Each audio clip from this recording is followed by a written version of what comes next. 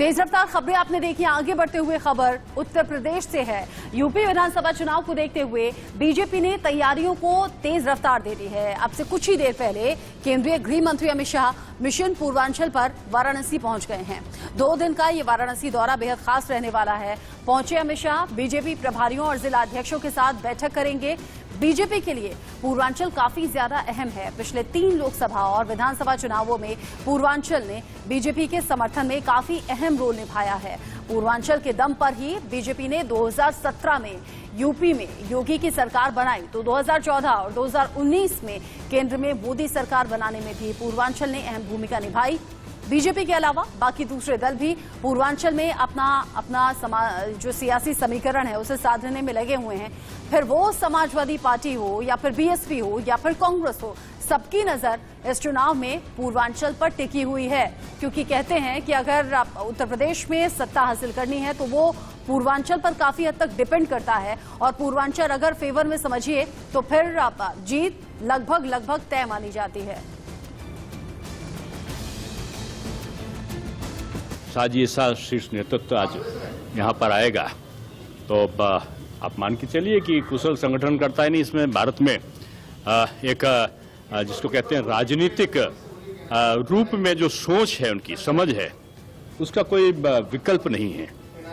और वो जो भी संगठनात्मक मार्गदर्शन देते हैं वो निश्चित स्तर का कार्यकर्ता सुग्रहण करता है।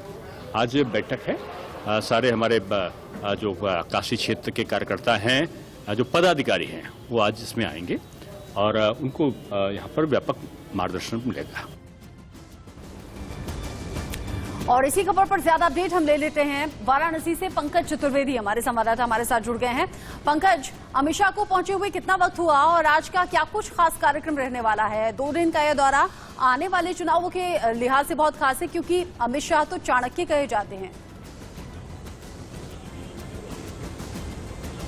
हाँ जी, बिल्कुल बताना चाहूंगा आपको कि अमित शाह जी अब से कुछ देर पहले काशी क्या नाम है बाबतपुर एयरपोर्ट पे उतरे हैं और वहां से पहले उनका जाने का कार्यक्रम था काशी हिंदू विश्वविद्यालय गेट पे महामना मदन मोहन मालवीय जी की पुण्यतिथि, उनको पुष्पांजलि अर्पित करना था।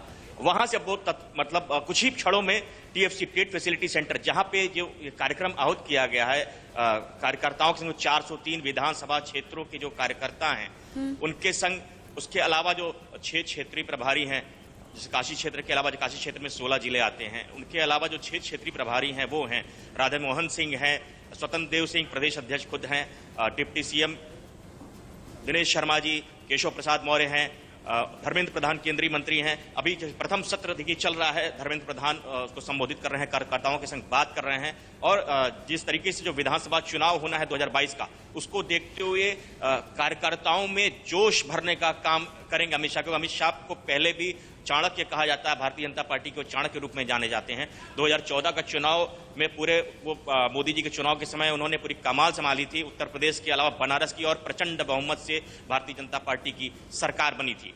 उसके अलावा आपको बात बताना चाहूंगा, 2017 में भी अमित शाह की बहुत महत्वपूर्ण भूमिका रही, 2019 के लोकसभा चुनाव में भी उनकी बहुत महत्वपूर्ण भूमिका रही।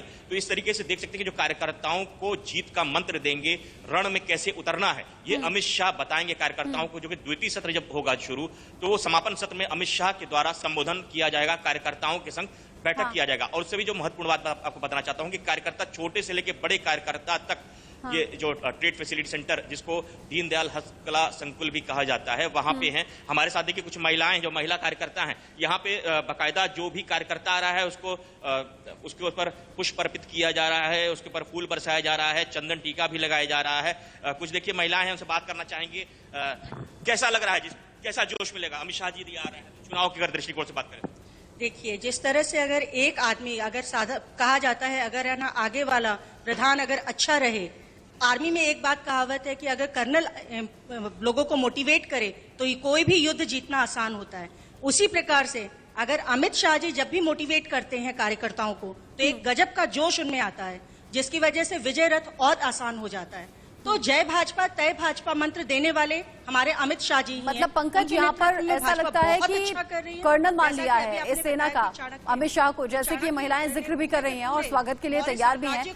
आने की तैयारियों को लेकर और साथ ही साथ जो आप कह रहे हैं अमित शाह जीत का मंत्र देंगे, वो मंत्र क्या होगा, किस अंदाज में होगा, क्या कुछ इंस्ट्रक्शंस दिए जा सकते हैं बीजेपी के कार्यकर्ताओं को, नजर आप बना के रखिएगा। आगे जो भी अपडेट होगा दर्शकों तक आपके जरिए हम पहुंचाएंगे। आगे बढ़ते हुए अगली बड़ी खबर पूर्वांचल एक्सप्रेसवे से जुड़ी हुई है। पूर्वांचल एक्सप्रेसवे पर विमान आज गरजे हैं। वायुसेना के विमान एक्सप्रेसवे पर गरजते हुए नजर आए। लैंडिंग की है सुल्तानपुर में। सीएम योगी ने एक्सप्रेसवे का खुद जायजा लिया है, कहीं भी कोई खामी ना रह जाए, क्योंकि अब प्रधानमंत्री नरेंद्र मोदी का दौरा 16 नवंबर को होना है और ऐसे में खास तैयारी की गई है। इसी दौरान एक्सप्रेसवे का लोकार्पण भी किया जाएगा और फिर आम लोगों के लिए इस एक्सप्रेसवे को खोला जाएगा। कई ऐसे जिले हैं जो कि पिछड़े हैं, उन्हें जोड़ेगा ये एक्सप्रेसवे और ऐसे ही तमाम जो उपलब्धियां हैं, तमाम खासियत हैं इस एक्सप्रेसवे के जरिए सामने आ रही हैं। 16 नवंबर का इंतजार अब आसपास के जो भी रूट वाले लोग हैं वो कर रहे हैं। सुल्तानपुर खुद पहुंचे मुख्यमंत्री योगी आदित्यनाथ और फिर तैयारियों का जायजा लिया।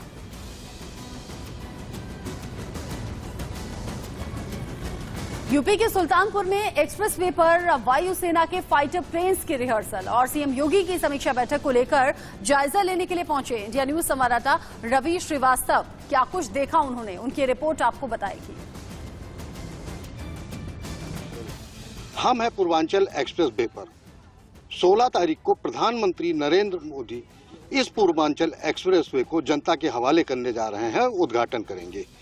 आपको बता दें कि जिस तरीके से 16 तारीख की तैयारियां यहां पर चल रही हैं, आज उसी का जायजा लेने के लिए उत्तर प्रदेश सूबे के मुख्यमंत्री योगी आदित्यनाथ यहां मौके पर आ रहे हैं।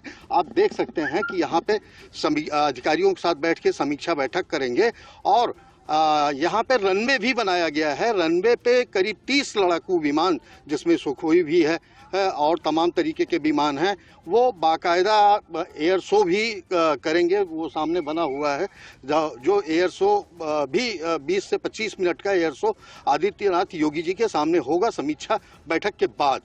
Arvind Srivastava, India news, Sultanpur.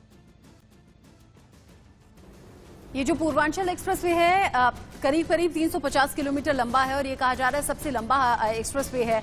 और मुख्यमंत्री योगी आदित्यनाथ ने यह भी कहा कि कोरोना काल था, उसके बावजूद मात्र 19 महीने में इसे बनाकर तैयार कर लिया गया और इससे लोगों को काफी ज्यादा फायदा होगा। जो निश्चित दूरी होती थी, जो कि सफर में जाया हो जाया करती थी, उस वक्त को भी बचा लिया जाएगा और हादसों को रोका जाएगा, क्योंकि बहुत बेहतरीन ये सड़क होगी और क्वालिटी ऐसी होगी कि गड्ढे आपको नजर आएंगे नहीं। आप साथ ही साथ पूर्वांचल एक्सप्रेसवे का इंतजार जो लोग कर रहे हैं, उनका इंतजार 16 नवंबर को खत्म हो जाएगा। जैसे कि हम कह रहे हैं, प्रधानमंत्री नरेंद्र मोदी पहुंचेंगे और खासतौर से पूर्वांचल के नाम ये तोहफा करने वाले हैं। आने वाले चुनावों में भी इसका असर दिखाई देगा। कहां से ये एक्सप्रेसवे गुजरेगा वो आप नीचे पट्टी में देख पा रहे होंगे, कहां किन किन जिलों को जोड़ता हुआ ये एक्सप्रेसवे होगा। रवि श्रीवास्तव इसी खबर पर ज्यादा अपडेट के साथ जुड़ गए हमारे साथ। रवि, प्रधानमंत्री पहुंचेंगे, तैयारियां तो पूरी कर ली गई हैं, लेकिन आज जिस वक्त आप प्लेन लैंडिंग करते हुए नजर आए, जो फाइटर प्लेन थी उनकी गर्जना आपने सुनी होगी, देखी होगी, किस तरह की तैयारियां थी? रचना, आपको बता दें कि जिस समय सूबे के मुख्यमंत्री योगी आदित्यनाथ समीक्षा लेने के लिए कार्यक्रम स्थल पर यहाँ पर आए थे, उसी समय भारतीय वायुसेना के लड़ाकू विमानों की यहाँ पे रिहर्सल एयर शो का शुरू हो गया था। आपको मैं बता दूं, उस रिहर्सल की वजह से उस एयर शो के देखने के लिए यहाँ पर के आसपास के यहाँ पे काफी संख्या में जो है ग्रामीण व आप ये देख रहे हैं कि यहाँ पर लोग मौजूद हैं। इनके अंदर अच्छा खासा उत्साह दिखाई पड़ रहा है। हाँ। आपको मैं बता दूं कि आगामी 16 नवंबर को पूर्वांचल एक्सप्रेसवे के एयर स्ट्रिप के उद्घाटन के लिए प्रधानमंत्री नरेंद्र मोदी सुल्तानपुर आ रहे हैं, जहां पर उनके आगमन को लेकर यहाँ पर बड़ी खासी तैयारी चल रही है। प्रशासन पूरी तरह से मुस्तैद है। आज समीक्षा बैठक योगी आदित्यनाथ जी ने जिले के आला अधिकारियों के साथ की है और उसके साथ ही जब वो समीक्षा बैठक कर रहे थे तो उसी समय लगभग लड़ाकू विमानों के लगभग 1 दर्जन से लड़ाकू विमानों ने यहाँ पर एयर शो का रिहर्सल किया है। आपको बता दें कि आगामी 16 नवंबर को प्रधानमंत्री नरेंद्र मोदी जब यहाँ पर इस पूर्वांचल एक्सप्रेसवे का उद्घाटन करेंगे और इस एयर स्ट्रिप का भी जब वो उद्घाटन करेंगे साथ ही में, तो आपको मैं बता दूं भारत हवाई ताकत का एहसास भी जो है इस दुनिया को जो है उसी समय अपनी ताकत का एहसास भी कराएगा। वायुसेना की ताकत को देखा भी जाएगा, सराहा भी जाएगा और इस पूर्वांचल एक्सप्रेसवे का जो इंतजार कर रहे थे, जिन जिन के भी रास्ते में इस पूर्वांचल एक्सप्रेसवे का काम आना है, वो वाकई खुशी से झूम रहे होंगे और 16 नवंबर का इंतजार कर रहे होंगे। बहुत शुक्रिया रवि श्रीवास्तव इस खबर को अपडेट के साथ हम तक पहुंचाने के लिए। आगे बढ़ेंगे क्योंकि हम चुनावों का जिक्र कर रहे हैं। उत्तर प्रदेश चुनाव जहां बीजेपी तो कोई कोर कसर नहीं छोड़ रही, अभी तक की रिपोर्ट्स में आपने देखा भी जाना भी। यूपी चुनाव से पहले कांग्रेस नेता सलमान खुर्शीद और राशिद अल्वी हिंदुओं के अपमान के आरोप उन पर लग रहे हैं। इस मुद्दे पर डिप्टी सीएम दिनेश शर्मा से खास बातचीत की है इंडिया न्यूज संवाददाता चैनल हेड अरविंद चतुर्वेदी ने। कल से मैं बयान सुन रहा हूं, सलमान खुर्शीद ने भारतीय जनता पार्टी आरएसएस को आईएसआई के साथ जोड़ दिया है। उसके अलावा राशिद अल्वी ने राम भक्तों की तुलना काल नेमी राक्षस से कर दी है ना।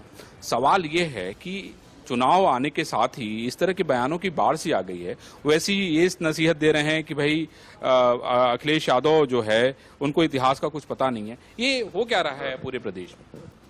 देखिए, ये वो लोग हैं जो 4.5 साल तक गायब रहे, उड़नछू नेता अब मौसमी राम भक्त बनकर कोई आ रहे हैं, कोई तालिबानी सोच की मानसिकताओं को प्रोत्साहित करते हुए आ रहे हैं, कोई जिन्नाई सोच का समर्थन करते हुए आ रहे हैं। ये बयान के आधार पर, सांप्रदायिक विभाजन के आधार पर और जाति के आधार पर चुनाव लड़ने की पुरानी जो इनकी नीति रही है, उसके आधार पर फिर चुनाव लड़ने की सोच रहे हैं। बीजेपी इस तरह का दावा कर रही है कि कांग्रेस जो भी कदम उठाती है, जिस तरह की बयानबाजी हो रही है, आने वाले चुनावों में खामियाजा कांग्रेस को भुगतना पड़ेगा। उधर कांग्रेस कह रही है नफरत फैलाने की राजनीति बीजेपी करती है और लोगों को पसंद कांग्रेस है। आने वाले चुनावों में नतीजों में साफ हो जाएगा कौन किसकी पहली पसंद है।